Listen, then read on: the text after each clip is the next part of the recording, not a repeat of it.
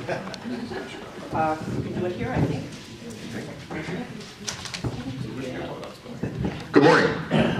My name is Gordy Hulten. I'm the Champaign County Clerk. I've been your county clerk since 2011. I'm very excited to be here. It's been a long time since I've been in the active senior Republican hot seat. If the microphone isn't working or you can't hear me, let me know. Just wave and I'll speak up, or I'll move the microphone up and down. No, keep it down. Like this. Yeah. Before I get started, this is a walk card, an information sheet for a gentleman named Pete Cavanaugh. Pete is a judge over in Sangamon County. He's a circuit court judge. Pete is running as a write-in candidate for an appellate court vacancy in the 4th Appellate District, which is 30 counties stretching from Danville to Quincy. Pete's a good friend, and this is sort of an unfortunate circumstance for him. There was originally a Republican candidate, John Schmidt, who had filed petitions and was running uncontested for this seat. Judge Schmidt passed away suddenly right after the petition filing deadline.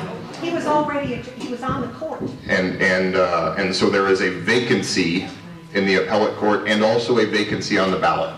The only option for a Republican to fill that vacancy is to write in the name Pete Cavanaugh. And Pete needs roughly 1,100 votes across 30 counties, valid write-in votes, in order to win the Republican nomination. If he gets those 1,100 valid write-in votes, he will win the Republican nomination and be unopposed at the November election, and will therefore win a seat on the appellate court. Pete is an incredibly intelligent, hardworking jurist, is a rising star on the bench, and I think is worthy of your support. Rhonda has some small palm cards to pass out to instruct you on how to run as a write-in. I'm going to keep one of these as an example and ask Sherry to pass out the rest. And I'd just briefly like to instruct you on how to perform a write-in vote, so I'm going to put my county clerk hat on. So you'll see 2 vacancies on your ballot for the 4th Appellate. One of them will have a candidate name listed, Thomas Harris. You can fill in the oval for Thomas Harris. He is uncontested. Fill in the oval for him. Immediately underneath that, there will be a second separate vacancy in the 4th Appellate. There will be no candidate listed, but there will be a blank line. You must fill in the oval and write in the name. The only name that is valid to be written in is not Gordy Hulten or Mickey Mouse, is Pete Cavanaugh. You do not have to spell it perfectly. In Champaign County, for example, we train our judges that if you can decipher what the voter intended, you should count that as a valid write-in vote. But for your information, Cavanaugh is spelled with 3 A's and no U's. C-A-V-A-N-A-G-H, Cavanaugh. So fill in that oval for the 4th Appellate District and write in Pete Cavanaugh for 4th Appellate Court District Judge, and you will not be sorry that you did. Mr. Kearns. And thing that's being handed out, if they want to take that in the poll, they can, so they can get the spelling right if it's so desired. Correct, you can. So Larry's reminder is that you can take these information cards with you into the polling place, as long as you don't show them to any other voters. You can also, when you go vote, ask the election judge to provide you with a list of the valid write-in candidates for every potential write-in race, and Mr. Cavanaugh's name will be listed on that list as a valid write-in candidate. He is the only candidate who filed as a valid write-in candidate for that particular opening, so it's the only name you can write in. Questions about that and Mr. Cavanaugh? Thomas Harris, what was that? Thomas Harris is running in a separate race. So if you see 2 openings for the 4th Appellate on your ballot, do not be confused. You can vote for Thomas Harris, he's unopposed. The second opening is the one that's more complicated. Thomas Harris is absolutely wonderful. He's been on the court for a few years, and he was assigned to the court, and now he has to run. So I think he's only unopposed also. He's the best. If you did not hear Sherry, Thomas Harris has her full support, and she's very excited about his candidacy. Okay. All right, now we'll get into the meat of the talk. And is there a time that you want me to be done? Okay, very good. So my name is Gordy Hulten. I'm the Champaign County Clerk. I don't know that I necessarily want to spend a lot of time introducing myself, but I do want to talk a little bit about me and my family, because that's the real world. And politics is great and government is exciting, but I want you to know that I'm married to my wife Pam. We've been married for 16 years. She raises money for Carl Foundation Hospital.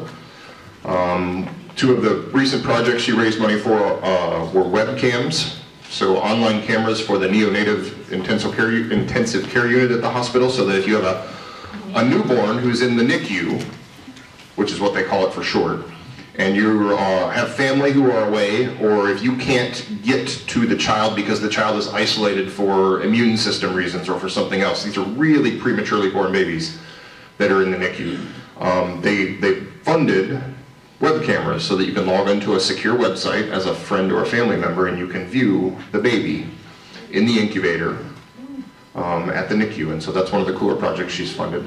Another cool project she just funded was a pediatric ambulance.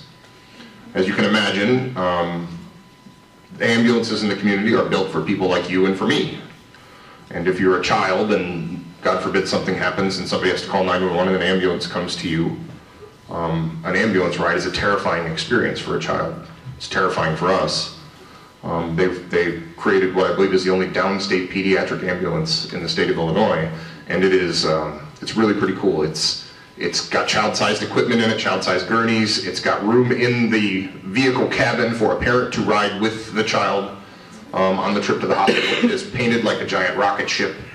It's got some kid-friendly decorations to make the ride maybe a little bit more relaxing for a child who's maybe having the worst day of their life. So that's the sort of work that Pam does. I'm incredibly proud of her. I'm incredibly proud of the work that her team does at Carl. We have 2 kids. Will is 10, Kate is 6. They are the greatest blessing and challenge that anyone could ever have, as those of you that have raised children can attest. Will is Cub Scouts and soccer, and Kate is swimming and gymnastics, and soon to be Cub Scouts, since Cub Scouts is going co-ed. She wants to be just like her brother. And they sort of make the world go round. We love our kids very much. We live in Champaign. Before being county clerk, I was a Champaign City Council member for a very brief time, and I worked in the private sector doing business development and sales for an engineering and architecture company in town. You may remember the Devonshire name. They were good friends and good employers and good mentors for many years. I've been your county clerk since 2011. Been elected in 2012 and in 2014, and serving in the county clerk's office has been the honor of my life. And if you have election-related questions, I'm happy to take those this morning, but Matt covered most of them. Suffice it to say that voting is ongoing now. You can come to Brookins and vote now. We will open additional early voting locations on the 13th of March, so that if you don't want to go to Brookins, because Brookins is the least conveniently located building in the world, you can vote at Meadowbrook, or you can vote at Leonard Center, or you can vote at any one of a number of other locations around Champaign County starting on the 13th of March. Election day is Tuesday, March 20th. That's the Tuesday of spring break. If any of you are considering jet setting off and having a wild party on the beach in Panama City, please take care of your voting responsibilities ahead of time. You can vote by mail, you can vote early, but if you're going to be here, Tuesday, March 20th is election day, and your normal polling places will be open. All of them will be open from 6 a.m. to 7 p.m. So I don't need to remind you to vote, but please do so. The county executive form of government. Brad Buchan from the Champaign County Farm Bureau and I have been doing a series of talks around Champaign County for the last about month and a half, where we sort of do a 2-man show, and he talks about what the county executive form of government is, and then I talk about what my priorities are. I'm going to try and distill both of our remarks down into something that's a little more concise and leave plenty of time for your questions. So if you have questions as I'm going through this, feel free to let me know, shout them out, interrupt. It's a lot more fun if it's conversational and a lot more boring if it's me lecturing. But the county executive form of government was adopted in November of 2016 by the voters of Champaign County through referenda. It's allowable under Illinois law for a county's voters to choose to change their form of government from the traditional county board, county chair form of government that we've had for a long, long time since the 1970 Constitution, to this new form of government called the county executive form of government. One other county in the state of Illinois currently has the county executive form of government. That's Will County. They've had it for 25 years or more. It is not simply a reorganization of county government as it currently exists. It is an entirely new form of government. And to distill it into your high school civics 101 lesson, currently the county board form of government, the county chair form of government, all of the executive power and all of the legislative power are vested in one body, the county board, which chooses a county board chair, and that county board chair has some executive responsibility. That's much more similar to what you'd see in a European parliamentary form of government.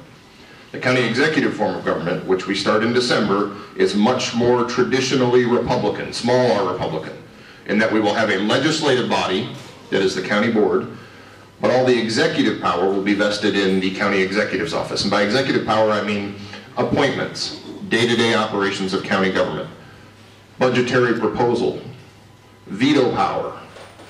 And so what this will do is it will create a much more natural separation in the authorities of government in Champaign County. There are a number of reasons why the county executive form of government was brought to the voters in referenda. It was promoted primarily by the Champaign County Farm Bureau and the Champaign County Chamber of Commerce. It was put on the ballot through the petition process. The county board did not choose to put this on the ballot. It was done over their opposition. The Chamber and the Farm Bureau put it on the ballot through petition. The reasons for it are that our county board has become increasingly dysfunctional. It has become increasingly dysfunctional, in my opinion, because of gerrymandering. I'm going to get to that in a minute.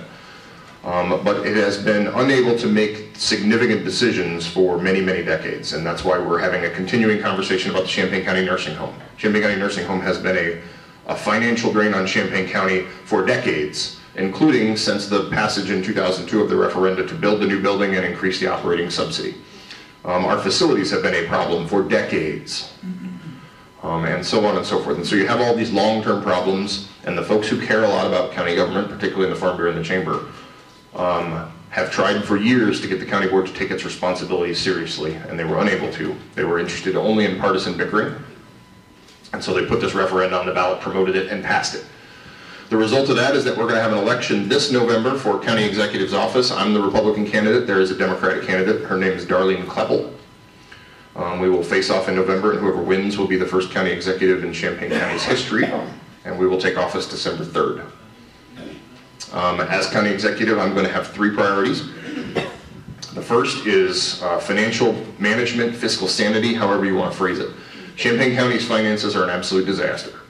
That disaster has been primarily caused by the Champaign County Nursing Home. Do any of you want to buy a nursing home? No? Okay. We have the largest nursing home in the county. 243 licensed beds are in the Champaign County Nursing Home. We built this new facility in 2002, and at the same time the voters approved, by a significant margin, an operating subsidy increase for that Champaign County Nursing Home. Since 2002, that home has lost, on average, somewhere in the neighborhood of $100,000 a month. Let that settle in for a minute. $100,000 a month for 16 years. The county has had a nursing home or its equivalent predecessor for many, many, many years. It started as the County Poor Farm. There is a long tradition associated with the Champaign County Nursing Home. As healthcare has gotten progressively more and more complicated and challenging, Champaign County has been revealed to be less and less suited to running a significant healthcare operation. The nursing home is not failing because county government wants it to fail. It's not failing because anybody in county government sabotaged it. It is failing because county government is not capable of managing an operation of that complexity. Like I said, it's the largest nursing home in the county, and administering a nursing home, particularly the financial side of a nursing home, but also all of the compliance issues and the insurance issues, is an enormously complicated endeavor. So item 1, to restore Champaign County's finances to some semblance of health, must include the sale of the Champaign County Nursing Home. I've been very upfront about it from throughout the summer. I've partnered with my fellow countywide elected officials in calling for the sale of the Champaign County Nursing Home, and it's an absolute must. The consequences to county government of not selling the Champaign County Nursing Home are dire. Let me illustrate the choice to you this way. Right now there are 2 options available to Champaign County government. One of them is the sale. Right now we have an offer in front of us for $11 million from what appears to be a very qualified buyer. Option B is the closure of the Champaign County Nursing Home. There is no option C. There is no plan number 3 or door number 3. For all of the clamoring that we've heard from the other side about how this is a core government function that's an absolute necessity for Champaign County to provide to its residents, there is no plan. There isn't even a discussion of a plan for what would return the Champaign County Nursing Home to some semblance of financial sustainability so that it will stop endangering the rest of Champaign County government. So door number 1 is sell the nursing home. Again, we have an $11 million offer in hand. The county board has a select committee put together to evaluate that bid and evaluate the buyer. I am hopeful that that committee will recommend to the full county board sometime in April or May to sell the nursing home to a competent operator. Selling the nursing home to a competent operator is the best thing for the patients who are in the home. Right now, our home provides care that is below the average for county nursing homes. It has been ranked as low as 1 star by Medicaid.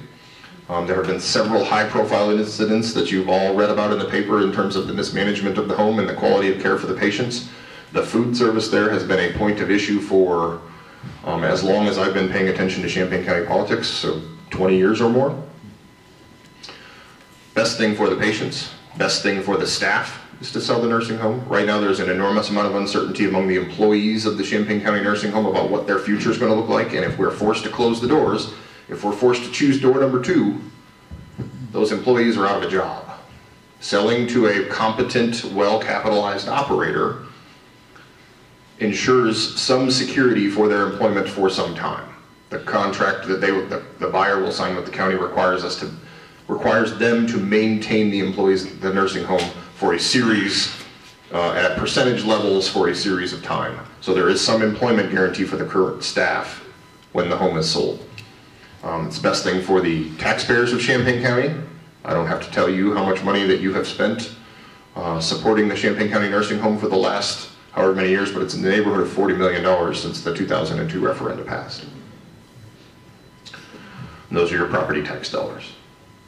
And then it's the best thing for the rest of county government. I'm not going to surprise you by letting you know that I'm a county department head and elected official, and I have 16 employees in my office and about $1 million budget. And the financial drain of the Champaign County Nursing Home has reduced the county general corporate fund balance to less than $2 million.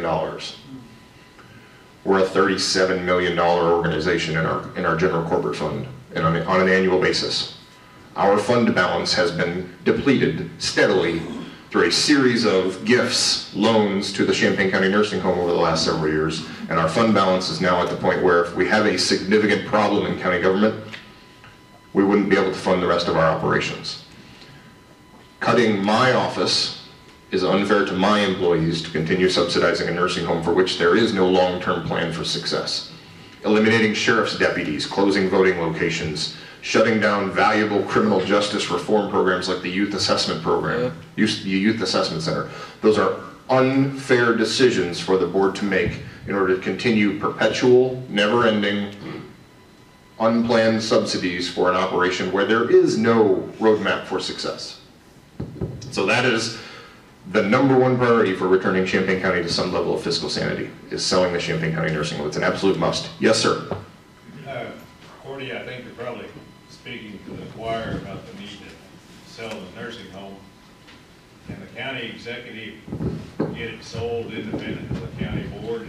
No. So the question is, can the county executive force the sale of the home independent of the county board? The answer to that is no, but my corollary to that is I am convinced that if the home isn't sold this spring or summer, it will not be open by December 3rd when I take the oath of office as county executive. When I say that door number 1 is selling the home or door number 2 is closing the home is not a vote. It's not going to happen because the county board votes to close the nursing home. Nobody wants to close the nursing home. The financial consequences to Champaign County alone are catastrophic, let alone the impact on the patients and the staff. Closing the nursing home will happen because a vendor forces us to close the nursing home. And what I mean by that is, last Tuesday, 6 days ago, we paid the nursing home's food service vendor for the first time since August. That's the 3rd food service vendor that we're currently in the hock to for the county nursing home. At some point, that food service vendor is going to cut us off just like the first 2 food service vendors did. And when that happens, we have to scramble and find somebody who's willing to provide food to feed our patients. At some point, we're going to run out of food service vendors, or we're going to run out of pharmaceutical vendors, or therapy vendors, or contract nursing staffing vendors. We have $5.2 million in unpaid bills that the county nursing home has accumulated. $5.2 million. Again, our general corporate fund balance is less than $2 million. We could empty our general corporate fund balance entirely and it would be insufficient to pay the outstanding bills the nursing home has accumulated. Those vendors have been carrying our dead weight for years. And as they walk away or as they go to court and force us to pay what we owe them because they provided a service to us, When they walk away, at some point, one of those is going to be the one critical service that we cannot replace, and we're going to have to close the doors of the nursing home within 24 hours, and we're going to have to, on an emergency basis, transfer our patients out, find them good, stable places to stay, and it's going to be absolutely catastrophic for them. That's the choice. Sell it now, close it now. By now, I mean 90 days. We don't have the capital to continue operating the home in perpetuity any longer. We have exhausted the financial support that the county can give it. Yes, sir? How would your closing it down through the vendors needing the money be different from the county board closing it down? I don't understand your question, I'm sorry. I mean, if it comes to a natural closing down because of the vendors wanting their money, how would your being an elected county executive, how would that process of actually it coming to the close be different than coming to a close under county board? So the county board is never going to vote to close the nursing home. That's why we're in this situation. Ever. I understand that, but it's going to run out of money to where it just closes down. Yes. How are you going to be different in that closing? The nursing home doesn't have, the nursing home does not have the money to last until I'm sworn in as county executive. So in effect, you shutting it down will actually just, you'll be a adjunct bystander to watching it close down rather than having a part in the process of closing it down. I don't want to close the nursing home down. He's asking, why can't you get a loan for the nursing home anymore? No. Have you got? Why can't you get any more loans? I'm sorry. What he's saying is eventually he can't have money to operate the nursing home, so eventually they can't do anything about it. Let me be clear. Nobody wants to close the nursing home. I'm not standing up here this morning saying, as the county executive, I am going to close your nursing home. No. What I'm saying is my number one priority as the county executive is going to be to facilitate the sale of the nursing home if it hasn't already sold by December 3rd. I don't want to close the nursing home. Closing the nursing home would devastate the patients, the staff, and the rest of county government. It would be awful. I want to sell it to a competent operator who can take care of the patients at a higher level of quality than what we're doing now, who will include some minimal employment security for the staff that's currently there. Nobody wants to close the Champaign County Nursing Home, which is why I say the county board is never going to vote to do it. It's going to be forced upon us by a vendor. I probably haven't asked my question in the right words, but what I'm getting at is justifying your county executive position. You've already told us that you can't close and sell the county nursing home without the board's approval, and now I hear you saying that you really won't influence it just running out of money and closing down by necessity. Okay, so your question is what impact can the county executive or me as county executive have on the nursing home? I would argue that I've already had an impact. If you followed the news stories about the nursing home for the last year or 6 months, you'll know that Coroner Dwayne Northrup's in the back of the room. I want to introduce Dwayne so that he gets a chance to say hi. Dwayne and I and the other countywide elected officials last summer, very early on in this process, issued a joint statement that said, sell the nursing home. And we did so because it was the best thing for the staff, the patients, the taxpayers, and the rest of county government. When we heard from county board members throughout the budget process that they wanted to cut the rest of county government instead of selling the nursing home, as county department heads, we got together and identified the cuts that would be necessary in our office, and we made those cuts public. For example, in my office, it would involve closing somewhere between 10 and 15 voting locations and closing all of our early voting locations in order to cut my office enough to continue this never-ending perpetual subsidy to the nursing home. We made those cuts public to try and generate some political pressure on the county board in order to move forward with the sale. When we got a response from them that they didn't believe that those cuts were real, or that their districts were opposed to the sale of a nursing home because that's the results of the referendum in their district, I, out of my own campaign fund, paid for a poll to demonstrate that public opinion on the sale of the nursing home had moved, in fact, in each one of those county board districts. So I'm not even county executive yet, but I'm still working my tail off to try and drive forward with the sale of the nursing home. And my statement that I think the nursing home is going to either sell or collapse under its own weight by the time I become county executive, to me, doesn't diminish the need for the county executive position. Does that answer your question? Only partially. Well, let it go. Let it go. Why don't you and I visit afterwards? Yeah, let it go. The rest of the room is ready to move on. You and I can visit afterwards, okay? Yes. Yes, ma'am? If a company purchases the nursing home, what happens to the debts of the nursing home? So the question is, if a private buyer purchases the nursing home, what happens to the outstanding bills? The $11 million offer price that is set by the county board as the minimum asking price for the nursing home includes enough money for county government to pay off the outstanding bills that are currently owed by the nursing home. It includes money to pay back the general corporate fund, money that has been loaned to the nursing home over the past several years, and hopefully we'll restore our fund balance to the point where it's supposed to be for our auditing and accounting purposes. So that $11 million purchase price, which is what we have an offer in hand for, is sufficient to do that. Yes, ma'am? Yes, if you are elected the county executor, then I assume you would attend all the county board meetings. Would you actually lead those meetings, and what role would the county board chairman play in that? I just would like some clarity there. The county executive by statute presides over county board meetings. So I would continue to attend the county board meetings. I do so now as the clerk for the board. So I think I've spent as much time observing the county board in recent years as anybody who's not on the county board. But the county executive by statute presides, actually conducts the meeting of the county board. Exactly what that process looks like is going to be subject to negotiation and some give and take between the executive and the county board. And I just want to make clear, the county executive is not a dictator. I'm allowed to, for example, to propose a budget, but the county board can vote it up or down. I'm allowed to administer the day-to-day operations of the departments that currently report to the county administrator. But I don't get to spend money that's not been budgeted by the county board as part of that budget process for those departments. I can veto resolutions and ordinances that I don't think are in the best interest of Champaign County, but the county board can override that veto with a 3/5 majority. There is a give and take, as there is in Washington, as there is in Springfield, between the legislative body and the executive body.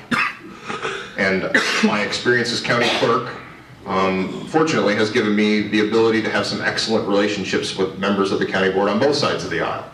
As county clerk, I've had a number of legislative initiatives over the years, many of which have passed the county board unanimously despite its partisanship and contentiousness. And I look forward to continuing to work with the county board to achieve those policy goals. That's why when I talk to you this morning, I say my number one priority is fiscal responsibility. But I don't tell you that I am absolutely going to do X, Y, and Z. Because financial responsibility is shared between the county board and the executive. And I'm going to lay out my priorities in a countywide campaign between now and November, and I intend to win, and then I intend to govern based on the priorities that I lay out. But that means that I've got to get the county board to go along with my priorities. I can't get anything done with 11 votes on the county board, and I intend to get those 11 votes for my priorities. Yes, Kay? Who will set the agenda for the county board meetings? In Will County, there is a collaborative effort between the county board and the county executive to set the agenda for the county board meetings. I expect we'll have a similar process here. Okay, the Champaign County Nursing Home is sitting on quite a few acres there that belong to government entities. Okay, if we're selling that nursing home, does the land go with it? And how can we control what they decide they're going to put up there if the land goes with it? And I don't even know how many acres they have. That's a great question, and it brings us to another wrinkle in the nursing home sale. So the county campus that's out by Brookings is all one parcel. Yep. It's never been annexed by the city of Urbana. So in order for a sale of the nursing home to happen, the nursing home parcel, the building and its ground, must be subdivided from Brookings and from some of the other county facilities that are out there. The county board voted in January to move forward with a subdivision application to the city of Urbana. The city of Urbana gets to vote on this. And it went before the Urbana City Council last week, and the City Council of Urbana has tabled it. I'm not exactly sure what the legal consequences are if the city of Urbana votes down a subdivision that has satisfied all of the zoning laws and ordinances of the city of Urbana. If the city council did that to a private landowner, the private landowner would sue them and would win. So we've got to get approval from the Urbana City Council in order to move forward with the subdivision. Without a subdivision, the property can't be sold. There are all sorts of things that have to happen in succession for the nursing home sale. So how do you relate with the county administrator who's appointed? Are you going to be stepping on each other, or do you have totally separate functions? The county administrator will shift to report to the county executive. The county board will have zero day-to-day responsibility for the administration of county government. The county board will solely be a policy-setting, a legislative body. The county administrator right now has a number of departments that report to the county administrator, and then the county administrator reports to the county board. The county administrator will report to the county executive. So will she still be, or he or she will still be appointed by the county board? No. Hired and fired by the county executive. The county administrator will report to and be accountable to the county executive. The county board will not have supervisory authority over the county administrator or any of the county administrator's departments. They'll have budgetary authority.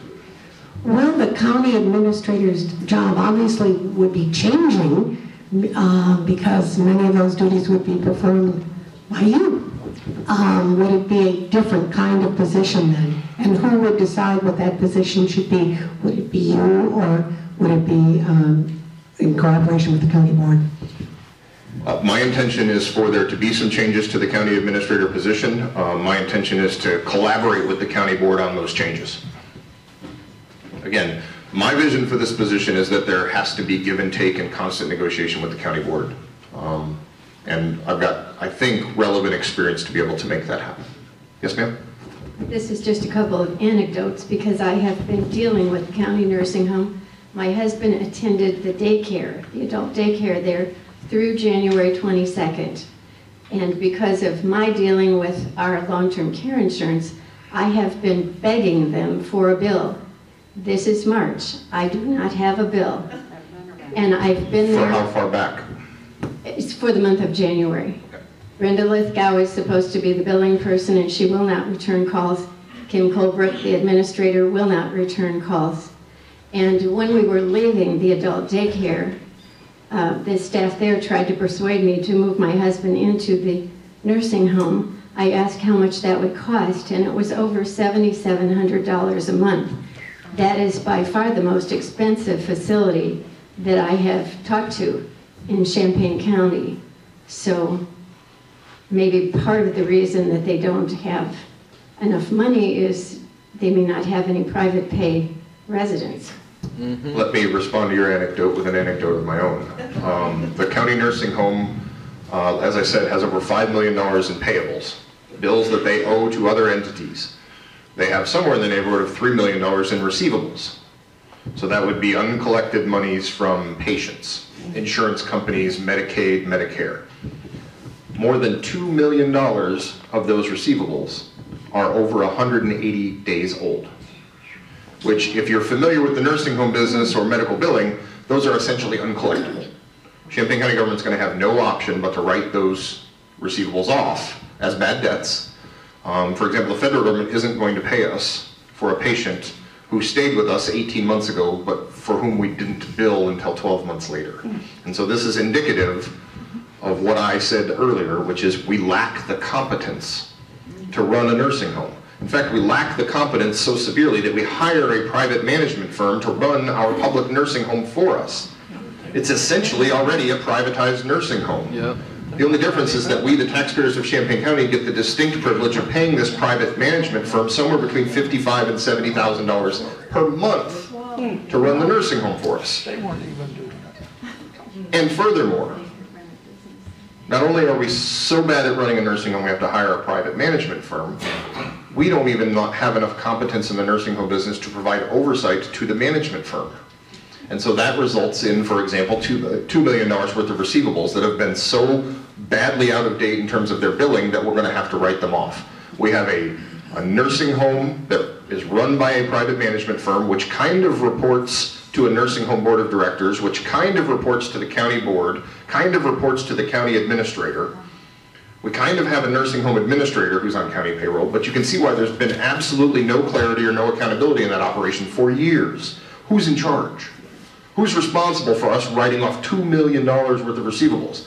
Well, this management firm will tell you it's the previous management firm's fault. That's convenient.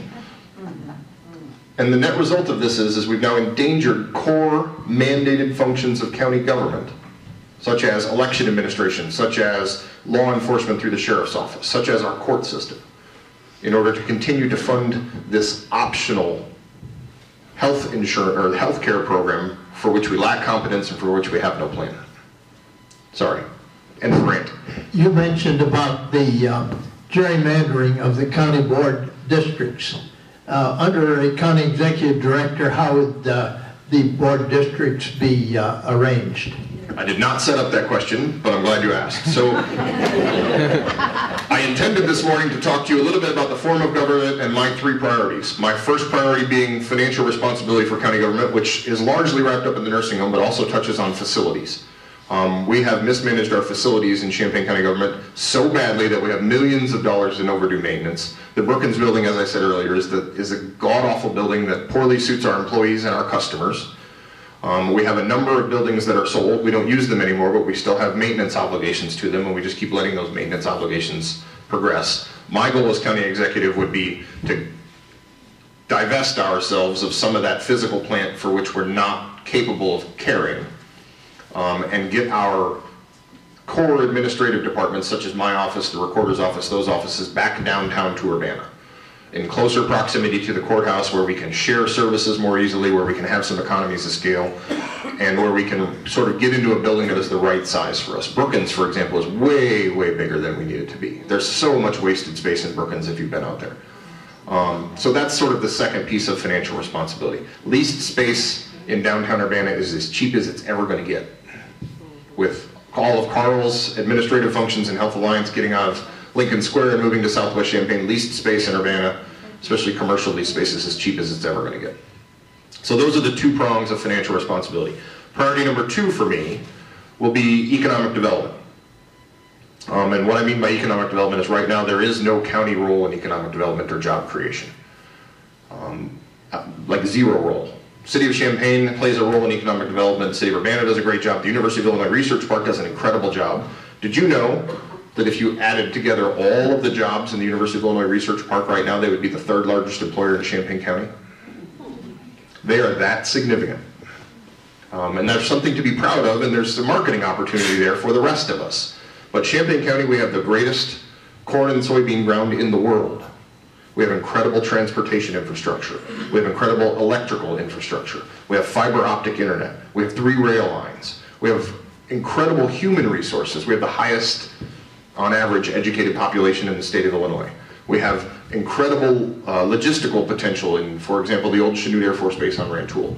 Yet there isn't anybody on a regional basis on Champaign County's behalf who is selling those assets to potential employers. We just let it go by the wayside and hope that they find us. And my background before I got into government was in business development and sales, and I've got relationships in Washington and Springfield with private sector employers that I intend for the county executive's office to be a regional quarterback for economic development for everything from Kankakee to Effingham, from Bloomington and Decatur to Danville. Because if we can locate an enormous manufacturing plant in Champaign County, that's good for our region. If we can get a massive biofuels plant in Tuscola, that is good for Champaign County. But right now there isn't anybody who's thinking regionally about economic development like that. And to answer your question, finally, priority number 3 is redistricting reform. I know that many of you in this room were champions of the redistricting reform effort that happened at the state of Illinois level. That would have affected our boundaries that were drawn for federal congressional districts and for state legislative districts. Less high profile, the county board also conducts a redistricting every 10 years after the census. And our county board has progressively gerrymandered its districts to pre-drawn conclusions over the decades, to the point now where we have 11 county board districts in Champaign County with 2 members per district. 6 of those districts are drawn to elect a Democrat no matter what. 5 of those districts are drawn to elect a Republican no matter what. We have a perpetual 12-10 majority on the Champaign County Board, where those members of the Champaign County Board, and I'm friends with a lot of them, there is no reason for them to ever be responsive to a general election population.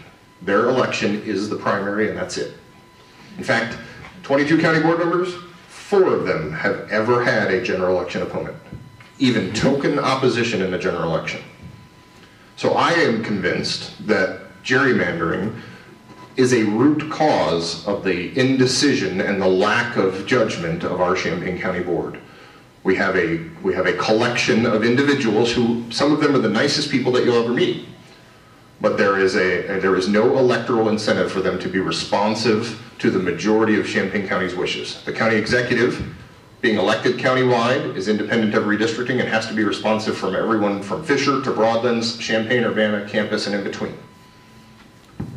So that's the first impact that the county executive can make on that. The second is that statute gives the county executive the right to propose the first redistricting as part of the decennial redistricting process. So in 2021, when the county board redraws its districts, our first county executive is going to be in office. I will propose the first map. I intend to use an independent commission to draw that map that is proposed. And I correspond that pledge with a vow that I will veto any map that is drawn by the county board and approved by the county board that is designed to elect the extremes of either party. I will veto a gerrymandered map. And in order for them to pass a gerrymandered map over my veto, they're going to need a supermajority, which is going to force a negotiation. It's time for us to have county board districts that are responsive to the voters of Champaign County, to general election populations, and then let's have an election every 2 years, where we have Republicans and Democrats fighting in a general election to talk about their vision for the county board and their vision for county government, and let the voters decide which vision they agree with, instead of, thank you. I think that is a fundamental problem of Champaign County government, as it is for state government and federal government. And I can't fix state or federal gerrymandering as the county executive, but I for sure can have an impact at the local level, and I intend to. You've covered the nursing home, but you haven't covered the jail problem. Would you speak a word or two there? So we have the question is about the downtown jail. The downtown jail was poorly conceived in 1980 when it was built, and we are now sort of under the gun from the United States Department of Justice to either escape from it, to use a pun, or to renovate it, to bring it into compliance with the Americans with Disabilities Act. The renovations to bring the downtown jail into compliance would be very, very expensive. And much as I said to you that I'd like to get the rest of county government into one location because I think there are some economies there, it makes sense for me for the jail and the sheriff's operation to be in one location. The sheriff and Chief Deputy Alan Jones have a good plan. They have worked with consultants, many of whom were chosen by the county board in order to come up with a plan for a unified criminal justice system jail/sheriff's office out at the Brookins campus as an offshoot of the satellite jail. And to me, their plan makes sense. Yes, sir? Gordy, I'd like to go back to the nursing home for just a little bit. If I may. You may. From what little I know about the finances of the nursing home, most of that is brought on by the fact that the state does not support the Medicaid people, and I don't know if there's anything we can do about it. My mother-in-law was in there for about 10 years, and during that time, I think the state provided for the Medicaid people $82 a day, and it costs in the neighborhood of $140 a day. And there was about 100 people in the Medicaid area. Yet you never see this in the newspapers. Is that true? Is this problem because the state doesn't support it, or is there some other big problem? That, to me, is a big problem. So we get the same rate for our Medicaid beds that other nursing homes get. There isn't a special Medicaid rate for our nursing home that's different than, you know, Country Health or some other larger nursing home that's in Champaign County. We do, in fact, lose money on a per patient, per day basis on Medicaid patients, but so does every